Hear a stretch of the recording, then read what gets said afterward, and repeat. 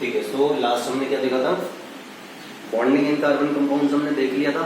अब एक हमें देखना है कि versatile nature of carbon and एक होमोलोगस सीरीज। तो पहले हम होमोलोगस सीरीज देखेंगे। होमोलोगस सीरीज क्या होती है?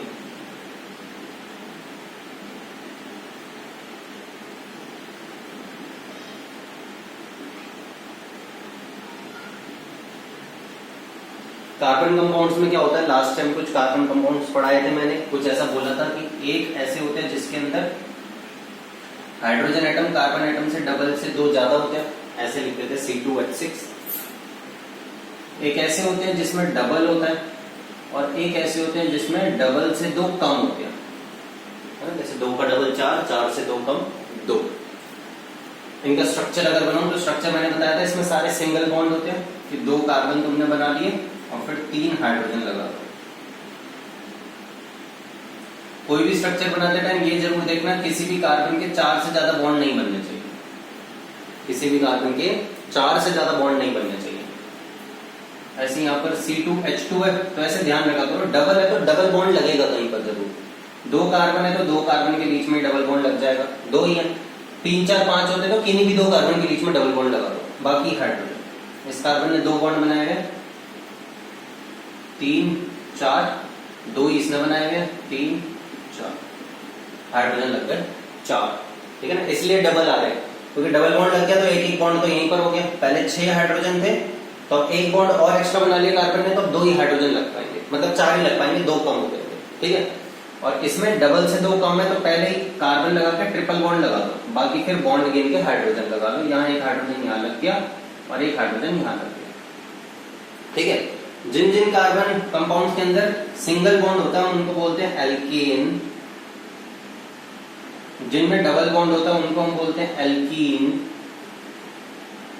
जिनमें ट्रिपल बॉन्ड होता है उनको हम बोलते हैं एल्काइन।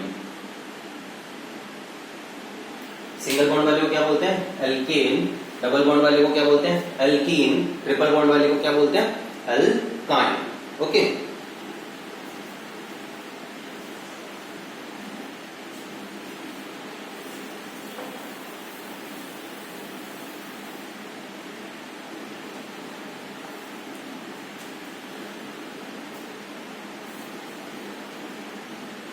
अब इसमें आगे क्या होगा, इनका एक बार मुझे नॉमेनक्लेचर पढ़ाना पड़ेगा तुम्हें कि नाम कैसे देते हैं। जैसे सिंगल बॉन्ड वाला एक तो हो जाता है CH4, 2 कार्बन लूंगा तो हो जाएगा C2H6, 3 कार्बन लूंगा तो हो जाएगा C3H8, C4H10। ये हमारे एल्केन है, सारे तो एल्केन है, लेकिन एक एक कंपाउंड का अलग अलग किस हिसाब से नाम होगा। ऐसे ही डबल बॉन्ड में, ऐसे ही ट्रिपल बॉन्ड में एल्कीन है, बहुत सारे आएंगे एल्कीन में, कार्बन के हिसाब से बनते जाएंगे अलग अलग कार्बन के हिसाब से, ऐसे ही एल्काइन। तो हम इनका नाम देते हैं, और नाम देने के लिए एक सिस्टम होता है, IUPAC ने डेवलप करा हुआ। IUPAC जानते होगे तुम, पढ़ा था ना हमने, international union for pure and applied chemistry. तो वो एक सिस्टम डेवलप करते हैं नॉमेनक्लेचर का, नाम देने का, and that system is based on number of carbon atoms. Carbon atoms कितने हैं, और दूसरा कि उसके अंदर सिंगल बॉन्ड है, डबल बॉन्ड है, ट्रिपल बॉन्ड है। इसके बेसिस पे हम नाम बताते हैं अलग अलग कार्बन कंपाउंड्स का। तो सबसे पहले किस हिसाब से, कार्बन एटम अगर 1 है, 2 है,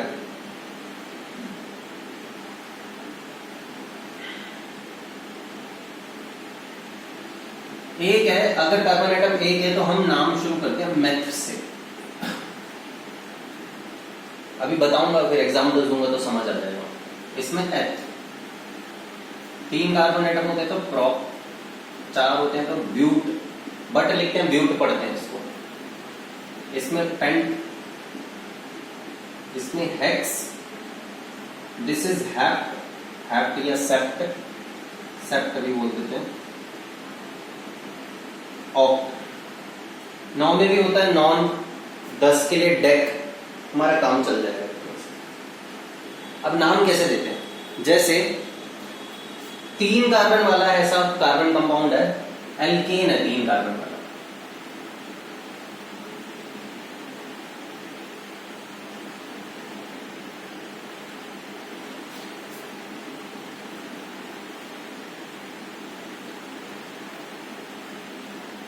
3 कार्बन वाला एल्केन है, क्या फॉर्मूला क्या होगा उसका?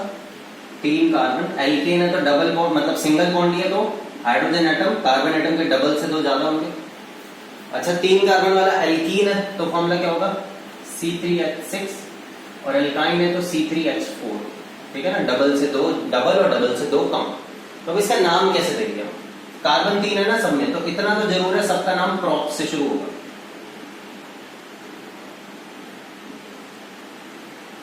बस अगर एल्केन है जैसे कि है तो नाम के एंड में एन लगा देंगे, प्रोपेन, यहां प्रोपीन इन लगा देंगे और यहां पे आइन लगा देंगे, प्रोपाइन, ऐसे नाम दिया जाएगा। ठीक है, जैसे मान लो 5 कार्बन वाला है तो क्या नाम हो जाएगा? पेंटेन, पेंटीन,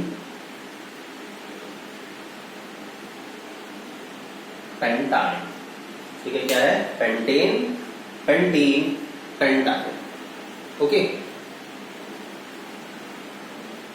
ऐसी बाकी में जिसमें भी है। नोमेनक्लेचर वैसे उन्होंने सिलेबस में दिया नहीं था, लेकिन फिर भी होमोलोगस सीरीज पढ़नी है तो नोमेनक्लेचर तो पढ़ना पड़ेगा। ठीक है, ये कॉपी कर लो और इन सबका बनाना, इथेन, इथीन, इथाइन नाम लिख के स्ट्रक्चर कैसा बनेगा। ठीक है, सबका यहाँ 8 का।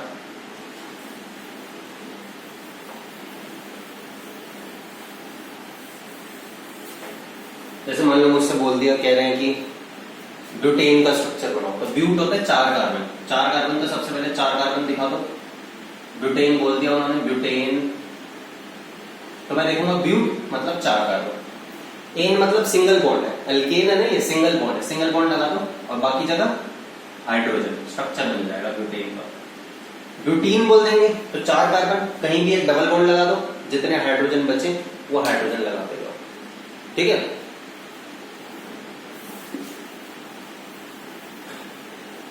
अब होमोलोगस सीरीज क्या होती है? अब कुछ नहीं बचा होमोलोगस सीरीज में। होमोलोगस सीरीज एनी कंपाउंड्स की सीरीज है। जैसे एल्केन की एक होमोलोगस सीरीज बनेगी, कैसा? पहला है एल्केन मीथेन, दूसरा इथेन, तीसरा प्रोपेन,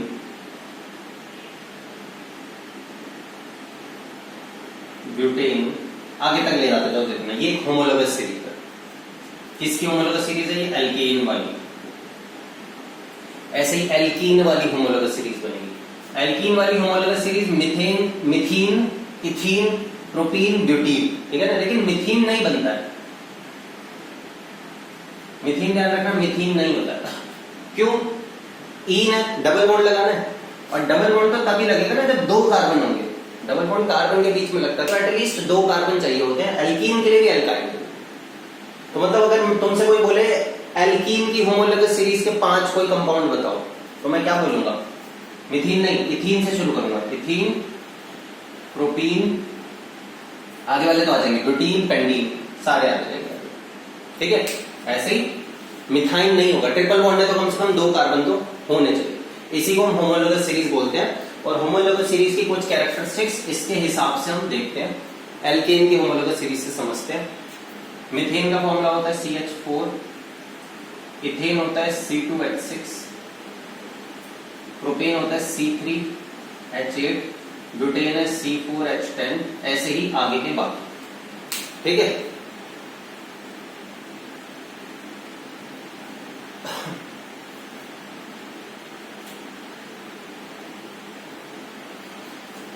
तो what is a homologous series? Homo का मतलब होता है सेम, लोगो का मतलब होता है नाम।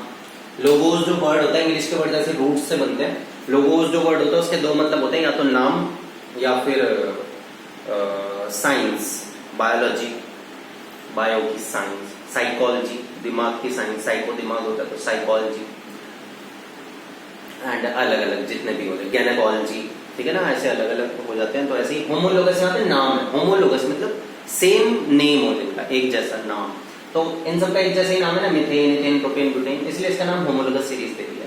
लेकिन सिर्फ नाम ही नहीं, और भी बहुत सारी इसकी कैरेक्टरिस्टिक्स होती हैं जो हमें होमोलोगस सीरीज की कैरेक्टरिस्टिक्स पढ़नी है। क्या ये होमोलोगस सीरीज बना दी हमने CH4, C2H6, C3H8, C4H10। ठीक है, क्या क्या कैरेक्टरिस्टिक्स हैं, जैसे इसका मास निकालूं, ध्यान होगा 9th क्लास में हम मास निकालते थे। कार्बन का मास होता है 12, हाइड्रोजन का होता है 1, 4 का हो गया 4, 16। इसका मास कार्बन का होता है 12, 12 2 24, हाइड्रोजन का 6 आ जाएगा, 6 का 30, कार्बन का 12, 12 3 36 प्लस 8 44, कार्बन का 12, 12 4 48 प्लस 10 58, ऐसे मास आता जाएगा अगला अगला। तो यहाँ पर एक कैरेक्टरिस्टिक है देखो प्लस 14, मतलब होमोलोगस सीरीज में जब हम एक कंपाउंड से दूसरे कंपाउंड पे जाते हैं तो मास 14 यूनिट से बढ़ जाता है। क्या है, होमोलोगस सीरीज में जब हम एक कंपाउंड से दूसरे कंपाउंड में जाते हैं तो मास 14 यूनिट से बढ़ जाता है, 14 यूनिट से बढ़ जाता है, हाँ या नहीं? ठीक है। सो 16 से 30 हुआ, 30 से 44, 44 से 58, ऐसे करके आगे आगे बढ़ता जाएगा।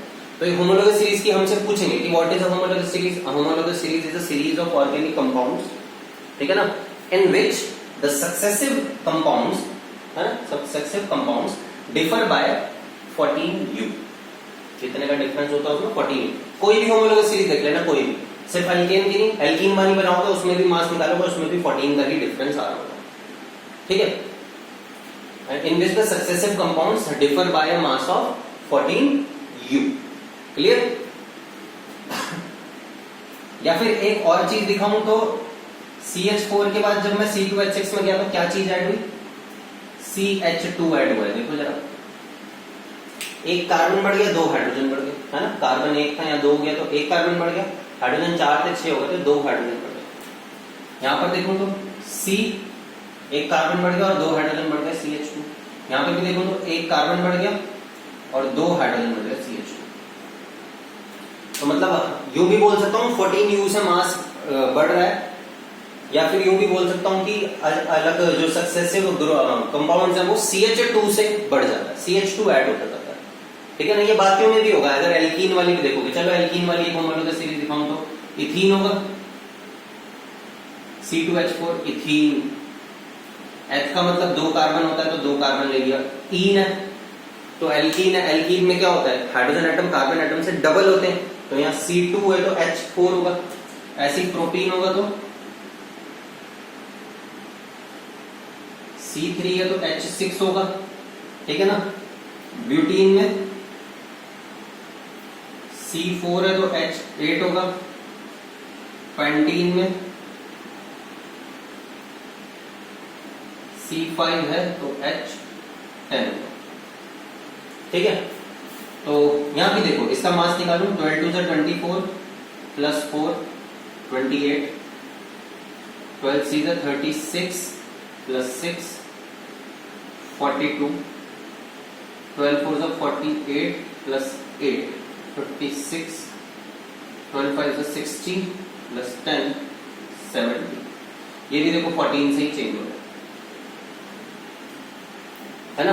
और CH2 का डिफरेंस आ रहा होगा, देखो कार्बन 1 बढ़ गया और हाइड्रोजन 2, CH2 वो नहीं है, देखो ये 14 का डिफरेंस भी CH2 की वजह से आ रहा है, CH2 C12 और 2 हाइड्रोजन का 2, 14 का जो डिफरेंस आ रहा है, ठीक है।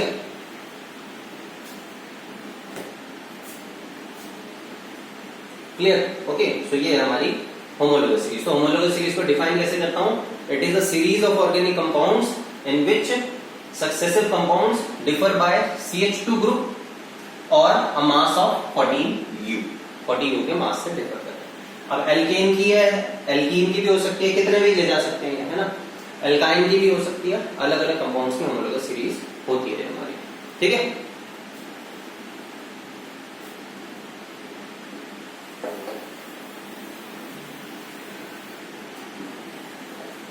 यही है homologous series.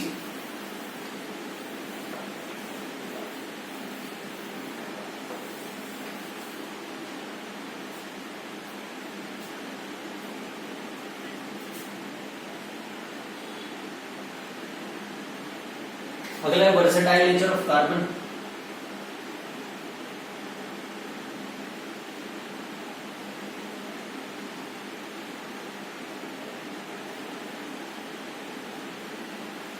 Versatile nature of carbon. Versatile का मतलब क्या होता है? वर्सेटाइल का मतलब होता है जो बहुत सारे काम कर लेता है एक साथ।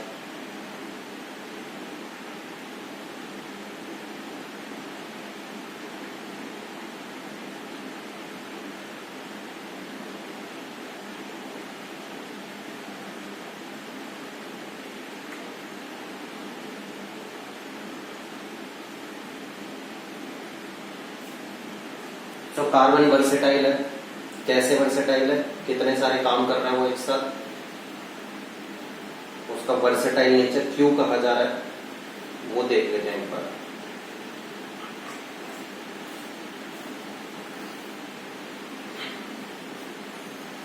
Carbon atomic number 6, electronic configuration 2,4। Carbon के आउटर मोशन में 4 इलेक्ट्रॉन्स है। 4 इलेक्ट्रॉन्स है तो शायद बताया था मैंने बॉन्डिंग के टाइम, ना ही ये 4 इलेक्ट्रॉन्स लूज कर सकता है, ना ही ये 4 इलेक्ट्रॉन्स गेन कर सकता है। ठीक है ना? तो ये शेयरिंग करता है। सो सबसे पहली बात, carbon has tetravalency.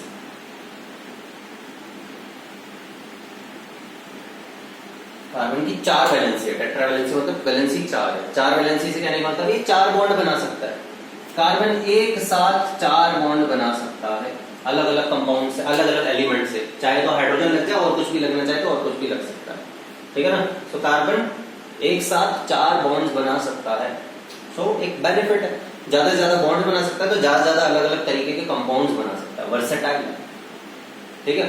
So reason क्या है? टेट्रावैलेंसी है। दूसरा एक रीजन होता है कैटिनेशन। कैटिनेशन का मतलब होता है carbon has a tendency to form large number of single bonds, carbon carbon bonds.